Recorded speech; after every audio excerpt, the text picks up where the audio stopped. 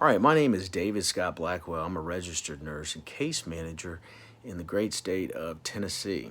And I am coming to you here on my YouTube channel in hopes that I can shed some light on my experiences as a nurse for the last 22 years.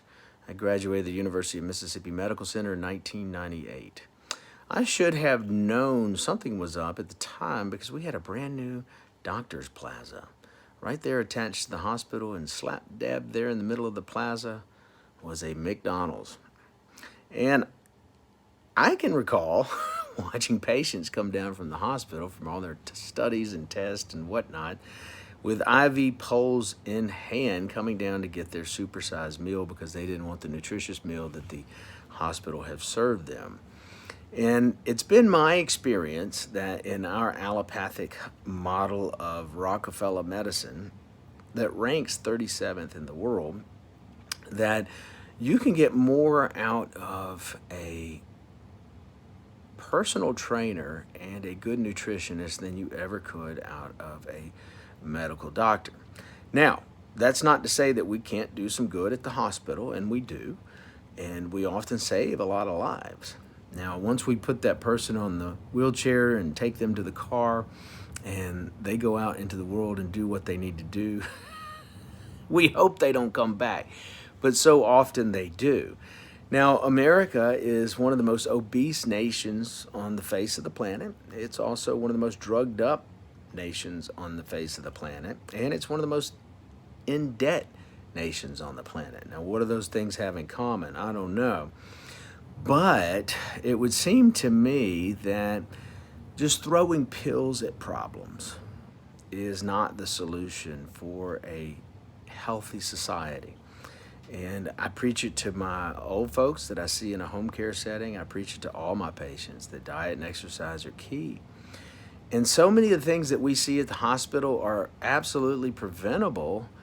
And prevention, well, it happens to be one of my favorite magazines, but proper nutrition and exercise is prevention for a lot of chronic illness. Now, as an ER nurse and working triage, I would refer to people that sat down at my triage desk as either taters or smoking taters. Now, what's a tater? A tater is a couch potato. Somebody who's put on some pounds, and I could say, let me guess, high blood pressure, diabetes, heart disease, liver disease, kidney disease, depression. Oh yeah, we got a pill for that too. So it all runs hand in hand. When it comes to COVID-19 or infections or whatnot, half the population wouldn't be here anyway if it weren't for antibiotics. But when it comes to cold and flu, sooner or later, cold and flu does us all in. We either die in this world of heart disease, brain failure, or lung failure, and that's how we go. It's up to us while we're alive in the biosphere to remain healthy and strong. Now, how do you do that? Well, proper nutrition and exercise. I'm going to the gym this morning because I know that the lymphatic system is, in fact, the system that controls our immunity, and it works on movement and exercise. It's not pneumatically controlled like our cardiovascular system. And so one needs to actually get up and move that lymph around. So anyway, I'm headed to the gym, and I hope you too will do the same. I'm sitting here watching people out walking this morning. That's a great thing. Get off the couch, turn the TV off. Now, when it comes to this COVID-19 vaccine that has been rushed to market, it's also been my experience that in life, in general, haste makes waste. Now, what did we learn in 1976 during the rush for a swine flu vaccine? Well, it hurt a lot of people. And of course, after that, there was a lot of lawsuits. Well, Ronald Reagan, who I really liked, he got talked into actually letting the vaccine manufacturers off the hook. So if they screw you up, they're only liable, it's my understanding, for $150,000. So if they kill you or maim you, and you win in court, which they're going to fight you, they may have to pay you $150,000. Well, in today's money, that's not a lot. I just find this all quite contrived, that you got Bill Gates running around with Jeffrey Epstein. You got Clinton, who's probably the illegitimate child of a Rockefeller, running around with Jeffrey Epstein. Did Jeffrey Epstein kill himself? I don't know. But what they were into was a lot of nefarious activities. And, Bill Gates' dad, Bill Gates Sr., was in with Rockefeller. He was a banker. And of course, now they want to move to a digital currency and digital passports with this vaccination program. Well, Bill Gates is a eugenicist. He's on record for saying that he wants to depopulate folks.